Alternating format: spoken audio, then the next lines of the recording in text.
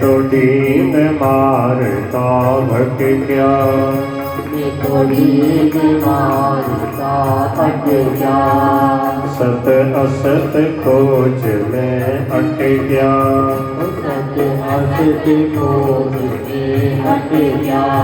ये भगतानी महर सो आया जी भरा, भग बड़ा हरि आया। भगतानी महर सो आया जी भरा, भग बड़ा हरि आया। ये तो अगणित रूप बनाया जी मारा, भग बड़ा हरि आया। अगणित रूप बनाया जी मारा, भग बड़ा हरि आया। ये तो कामण गारा मोटा, ये तो कामण गारा मोटा, बाबानंद जीरा ढोटा, बाबानंद जीरा ढोटा। हे फट जसोमती गोद खिलाया जी भरा, भग बड़ा हरि आया। फट जसोमती गोद खिलाया जी भरा, भग बड़ा हरि आया। उठे तो जगत रूप धर आया जी भरा, भग बड़ा हरि आया। उठे तो जगत रूप धर आया जी भरा, भग बड़ा हरि आया। धन आवे घनाही लटका, धन आवे घनाही लटका। उठे तो भेष धार लिया लटका, उठे तो भेष धार लिया लटका। हे मारी लीला देख लुभाया जी भरा, भग बड़ा हरि आया। हरि लीला देख लुभाया जी भरा, भग हरि आया। ये तो अगणित रूप बनाया जी भरा, भग बड़ा हरि आया। तो अगणित रूप बनाया जी भरा, भाग बड़ा हरि आया। धन आवे गणाही चाला, धन आवे गणाही चाला। सब जग मणि कांठे माला, सब जग मणि कांठे माला। उठे तो घट घट माहिर माया जी भरा, भग बड़ा हरि आया। उठे तो घट घट माहिर माया जी भरा, भग बड़ा हरि आया। धन आवे गणाही नखरा, धन आवे गणाही नखरा। ये तो हो नहीं किनरे बटरा, मुझे तो हो नहीं गिने बटेरा। मन विश्वरूप दर्शाया जी भरा, भग बड़ा हरि आया। मन विश्वरूप दर्शाया जी भरा, भग बड़ा हरि आया। धन आवे घनाही बाजा, धन आवे गणाही बाजा। समझ में आ रहा है? धन आवे घनाही चाला, धन आवे घनाही लटका, धन आवे घनाही नखरा। देखो भक्त कैसे प्रभु को कह रहा है। अरे धन आवे घनाही बाजा, धन आवे गणाही बाजा। तारा दिव्य जन्म और काजा, उठारा दीन जनक और काजा। तारा छदम भेष मन भाया जी भरा, भग बड़ा हरि आया। उठारा छदम भेष मन भाया जी भरा, भग बड़ा हरि आया। आया तारी अजब अलौकिक क्रीड़ा हरि अजब अलौकिक क्रीड़ा हर ले वो भगत की पीड़ा हर देवो भगत की पीड़ा अरे नहीं व्यापै थारी माया जी भरा भाग बड़ा हरि आया नहीं व्यापे थारी आया जी भाग खड़ा हरि आया तो जगत रूप धर आया जी भरा भाग बड़ा हरि आया तो जगत रूप धर आया जी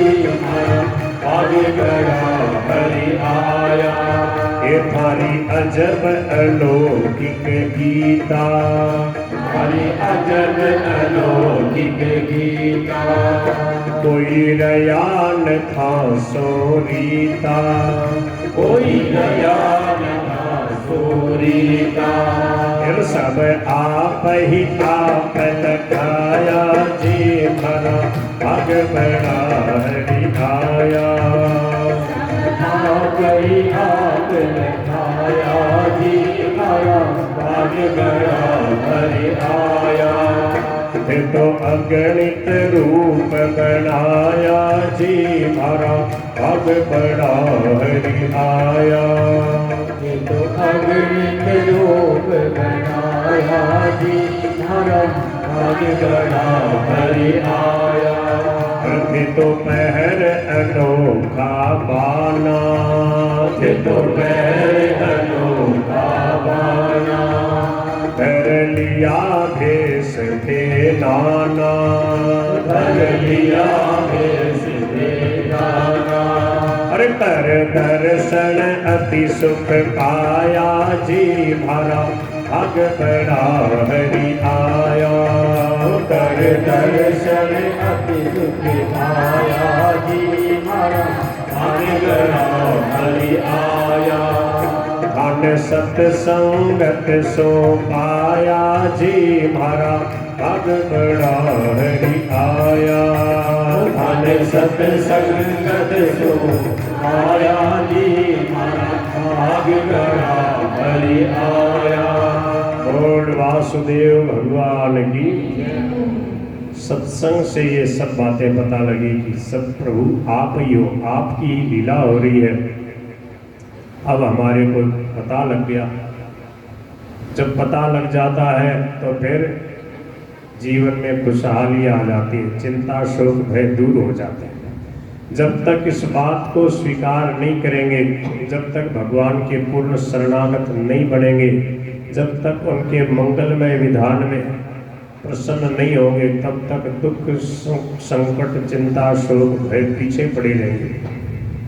ये भगवान नहीं लगा रखे पीछे।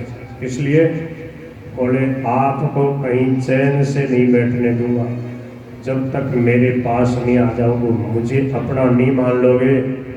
कहीं भी संबंध बना लो, किसी को भी अपना मान लो, उसको रहने नहीं दूंगा, उसके साथ में प्रेम नहीं रहेगा।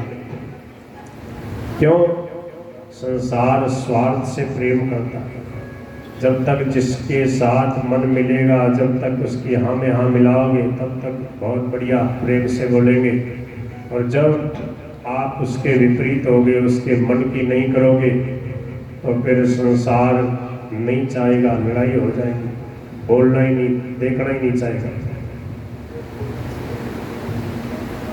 और भगवान के जो भक्त होते हैं वो किसी से इच्छा नहीं करते, सेवा कर देते हैं, बदले में कुछ चाहते नहीं, इसलिए सब उनको चाहते हैं। जो कामना को लेकर, इच्छा को लेकर, वासना को लेकर संसार से, इंद्रियों मन बुद्धि से, व्यक्ति वस्तुओं से प्रेम करेगा, वो दुख से बच नहीं सकता। देखो संसार में सब जगह जाके देख लो, सब लोग दुख पा रहे, दुखी हैं, कोई न कोई परेशानी है सबकी। सब तेरी मेरी में फंस करके दुख पा रहे, चिंता शोक भय में, मोह ममता में जल रहे। और भक्तों के संतों के यहाँ आनंद ही आनंद है, सदा दिवाली संत के आठों पहर आनंद। क्यों? बोले जो जितना दुख है वो सबका सब कामना में, इच्छा में, ममता में भरा है। ममता, कामना, इच्छा छोड़ देता उसको शांति मिल जाती। विहाय कामान यः सर्वान् पुमांश्च रति निष्प्रिय निर्ममो निरहंकार शांति मधिगच्छति। भगवान श्री कृष्ण कहते हैं शांति चाहते हो तो भीतर से इच्छा का त्याग कर दो, ममता का त्याग कर दो, तो त्यागात् शांतिरनंतरम, तुरंत तत्काल शांति मिलेगी, बहुत आनंद में रहोगे। निश्चिंत, निर्भय, निशंक, निशोक शरणागत का जीवन होता है। ब्रह्मा जी की इस लीला में भगवान ने वासुदेव सर्वम को बड़े सुंदर ढंग से समझाया। सब कुछ प्रभु ही बन गए, खुद ही बछड़ों को ढांक करके ग्वाल बाल बन करके ले जा रहे हैं। बछड़ों को पानी पिलाया है और उनको जाके ग्वाल बाल बन के अपने अपने बाड़े में उनको बांध दिया। खुद ही ग्वाल बाल बने हुए हैं, ग्वाल बालों से मिल रहे हैं। सब ग्वाल बालों के रूप में उनकी माताओं के पास में चले गए। साल भर तक ऐसे ही मधुर लीला होती रही। बछड़े बन करके 1 साल से भी कुछ, अब कुछ महीने के तो थे ही वो बछड़े जो घास चलते थे, 12-6 महीने के तो थे ही, और बड़े हो गए और घास चल रहे हैं पूरे ब्रजमंडल 84 कोष में, कभी इस गांव में कभी उस गांव में, सब जगह बछड़ों ने, बछड़े जो लाखों बछड़ों के रूप में ठाकुर जी बने हैं, घास चल रहे हैं, ब्रजरज का आस्वादन किया है, इसलिए ब्रजरज इतनी पावन है। और ग्वाल बाल, हजारों ग्वाल बाल कन्हैया ही बन करके खेल रहे हैं, इसलिए ब्रजरज इतनी पावन है। इसमें ठाकुर जी ने लीला करी है, रास लीला करी गोपियों के साथ। लाखों करोड़ों गोपियां उतने ही ठाकुर जी बन गए, इसलिए वृंदावन धाम की, बरसाना की, नंदगांव की, गोकुल की ऐसी महिमा है। वहाँ भजन कीर्तन सत्संग खूब होता है, खूब सारे संत महात्मा आते रहते हैं, सत्संग करते हैं। वहीं जमे हुए हैं कई भक्त लोग, हजारों लोग वृंदावन में जमे हुए हैं, परिक्रमा करते हैं, सत्संग करते हैं, क्योंकि सबसे जागृत धाम है। इतना भजन कीर्तन सत्संग कहीं नहीं होता जितना वृंदावन में होता है। इसलिए बीच बीच में वृंदावन धाम का दर्शन करने के लिए साल में 1-2 बार तो चले जाना चाहिए, 2-4 दिन के लिए चले जाओ भले। अभी अधिक मास में तो बहुत ही विशेष भक्ति की समझो बाढ़ आ रही है, खूब कथा कीर्तन सत्संग हो रहा है। बोलो श्री वृंदावन धाम की। तो भगवान श्री कृष्ण 1 साल तक लीला करते रहे। ब्रह्मा जी ने देखा तो ब्रह्मा जी चक्कर खा गए, बात क्या है, वैसी की वैसी लीला हो रही है। बलदेव जी को बड़ा आश्चर्य हुआ कि जो बछड़े हैं वो अभी के जो हाल के जो बछड़े उनसे भी ज़्यादा पहले के जो बछड़े हैं उनको गायें ज़्यादा प्यार कर रही है। और एक दिन बड़ा आश्चर्य देखा, बड़े बूढ़े जो गोप थे वो अपनी अपनी गायों को गिरिराज जी में ऊपर पहाड़ के ऊपर चरा रहे थे, और जो ग्वाल बाल थे वो अपने छोटे बछड़ों को लेकर के उधर ही आ गए, जो श्री कृष्ण ही ग्वाल बाल बने हुए थे। जैसे ही बछड़ों को देखा, अब वो गायें जो है उनके हृदय में बड़ा प्रेम उमड़ा, और ठाकुर जी थे वो बछड़ों के रूप में, उनको दूध पिलाने के लिए वो दौड़ने लगी। गोपों ने बहुत प्रयास किया, परंतु गोवर्धना त्रिशिरसी चरत्योदृशो तृणम। और स्वामी जी महाराज इस लीला का वर्णन करते थे, कहते थे ऐसा लगता जैसे 2 ही उनके पैर हो, सींग आगे करके पूंछ उठा करके गर्दन सिकोड़ कर बड़ी तेजी से दौड़ती हुई जा रही। बड़े बूढ़े जो गोप थे वो जिस रास्ते से नहीं जा सकते, उनको नहीं रोक पाते, उधर से होके और वो नीचे उतर गई और जा करके बछड़ों को दूध पिलाने लगी। गोपों को बड़ा गुस्सा आया कि ये छोटे छोटे ग्वाल बाल इन बछड़ों को इधर क्यों लेके आए। और जैसे ही वो गुस्से में आकर के ग्वाल बालों के पास में आए, सो उनको हृदय से लगा करके प्यार करने लगे। बलदेव जी ने देखा ये कैसी लीला, ये ऐसे प्यार कर रहे हैं जैसे श्याम सुंदर को चाहते हो, श्याम सुंदर से प्यार करते हो, और ये गायें इतने लाड प्यार से इन थोड़े बड़े बछड़ों को ऐसे प्रेम से दूध पिला रही है, क्या कारण है। श्याम सुंदर से कहा, कन्हैया ये क्या लीला है, किमें तत् अद्भुतमिव है, कहा देख लो तुम ही। तो ध्यान धर के देखा, अरे ये तो सब कुछ आप ही दिखाई दे रहे हो। बोले हाँ, क्यों? बोले ब्रह्मा जी परीक्षा ले रहे हैं, बस अब 2-4 दिन रह गए हैं, पूरा होने वाला पेपर। बलदेव जी ने कहा वाह प्रभु, आपकी बड़ी विचित्र लीला, मैं भी नहीं समझ पाया। अब ब्रह्मा जी आए और देखा ठाकुर जी ने अपनी लीला का विस्तार किया। जितने ग्वाल बाल बछड़े थे सब के सब नारायण स्वरूप शंख चक्र गदा पद्मधारी ब्रह्मा जी को दिखाई देने लगे। ब्रह्मा जी ने देखा अरे ये तो सब कुछ प्रभु ही प्रभु है। हजारों लाखों जो है भगवान के विष्णु के स्वरूप प्रकट हो गए। ब्रह्मा जी जिधर देखते उधर ही भगवान शंख चक्र गदा पद्मधारी नारायण दिखाई दे रहे हैं। और बड़े बड़े ऋषि मुनि महात्मा देवता सब उनकी स्तुति कर रहे हैं। ब्रह्मा जी ने यह भी देखा कि उन्हीं के जैसे दूसरे ब्रह्मा से लेकर के चराचर जीव मूर्तिमान होकर के नाचते गाते अनेक प्रकार की पूजा सामग्री से अलग अलग भगवान के सब स्वरूपों की उपासना कर रहे हैं।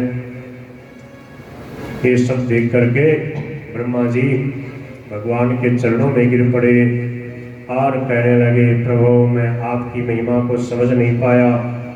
बार बार उठते हैं, चारों मुकुटों को भगवान के चरणों में रगड़ते हैं, प्रार्थना करते हैं। उत्थायोत्थाय कृष्ण से चिरस्य पादयो पतन आस्ते वही तुम प्राकृष्टम स्मृत्वा स्मृत्वा पुनः पुनः। कहने लगे हे प्रभु आपकी लीला बड़ी विलक्षण है। आप सुंदर से छोटे से गोप बालक के रूप में कैसी विचित्र लीला कर रहे हैं। कैसा सुंदर आपने पीतांबर पहन रखा, कैसी सुंदर गुंजा की माला, ऐसे सुंदर फूलों के गुच्छे, ऐसी सुंदर वन की माला से आप विभूषित हैं। ऐसी सुंदर आपके पास बंसी है और आप अपने हाथ में दही भात का कोल लिए हुए हैं। भगवान उसी रूप में थे जिस रूप में बछड़ों को खोज रहे थे।